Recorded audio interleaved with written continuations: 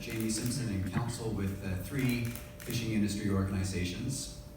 The Gulf Nova Scotia Fleet Planning Board, who represents fishers on the Nova Scotia side of the strait, the PEI Fishermen's Association, and the Maritime Fishermen's Union.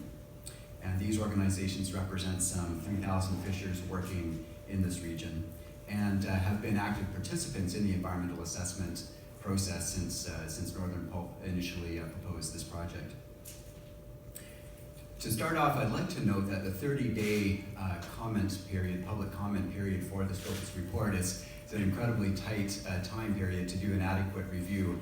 Certainly for members of the public who would wish to participate, it's to get through this mountain of information presented by Northern Pulp within 30 days is a tall order for sure. Hardly adequate to enable a robust assessment of the focus report by the public at least. Furthermore, deeply concerned with the perception of bias here on part of the province, given that, as the Nova Scotia Court of Appeal recently noted in the Pictou Landing First Nation v. Nova Scotia Minister of Aboriginal Affairs case, that the province is attempting to be both the investor in this project and the regulator of this project. Given the province's contractual approval of and payment for the effluent treatment system, how can we have any confidence that the province will provide an impartial assessment of the environmental impacts of this proposed project?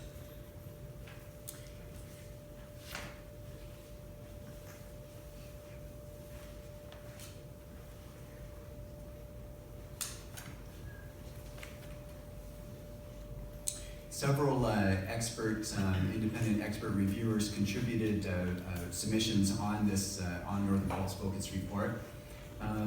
I'll start with one by Dr. Laura Braden.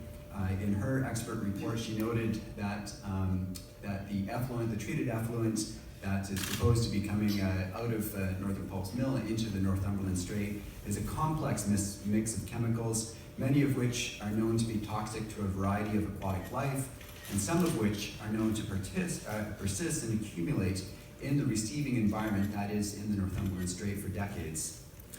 Northern Pulp has not addressed the substantial volume of scientific literature documenting the detrimental impacts of the effluent on fish health, and nor has Northern Pulp conducted tests to determine the potential sublethal impacts of their effluent on fish health. Furthermore, Northern Pulp has based its assessment of potential negative impacts on the environment on a modeling study covering a mere 1 month time period.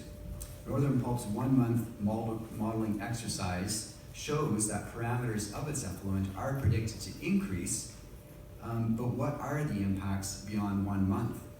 As such, Northern Pulp ignores the potential for long-term increase in the concentration of toxic components of the effluent and the resultant impacts on marine life in the strait.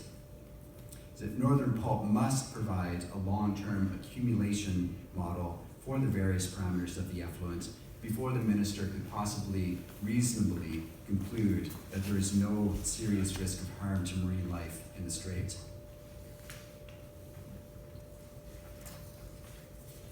I'll quote from Dr. Arnaud Labrie, who also submitted an independent expert report on Northern Pulp's focus report. Dr. Labrie states, quote, "My major concern is that the 1 month simulation period is not sufficient to evaluate the cumulative impacts of effluent waters released continuously for several years, possibly decades. The focus report does not adequately address the risks of bioaccumulation of toxins in the marine environment." Another issue brought up by our expert reviewers was that the baseline study conducted by Northern Pulp was far too limited to provide a meaningful baseline to evaluate the impacts of this project. Northern Pulp's marine water quality study was conducted over only 2 days, which is too short a period to provide useful baseline information. Water quality in the impact area is dynamic. It has strong seasonal cycles in nitrogen, phosphorus, oxygen demand, and phytoplankton bloom. Thus, a 2-day sampling period is inadequate to gain an understanding of the receiving waters into which Northern Pulp intends to release its effluent, and therefore it is impossible to know, based on the information provided by Northern Pulp, how their project will impact marine waters in the area. And furthermore, Northern Pulp's fish and fish habitat surveys were wholly inadequate to determine the diversity of fish that will be impacted by the effluent. Northern Pulp has considered impacts only on those species which it observed during a limited sampling exercise and an inadequate literature survey.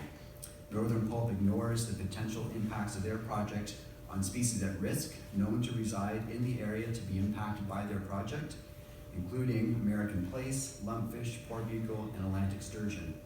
It is unreasonable for the minister to conclude that the project will have no adverse impacts when Northern Pulp has not addressed the potential impacts of their project on species at risk in the impacted area.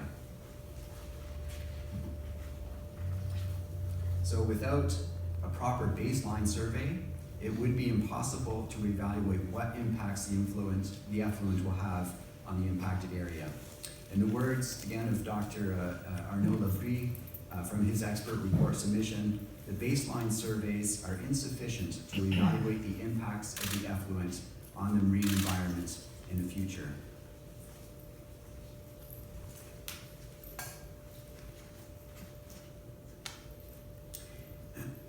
One of the experts, again, Dr. Braden, in her report noted that Northern Pulp has not adequately described the full composition of the effluent to be released into the strait. Quoting from Dr. Braden, she stated, "There is limited to no information regarding the true chemical characteristics of the proposed effluent. We would argue that the minister cannot blindly approve the project without a full understanding of what Northern Pulp intends to release into the Northumberland Strait."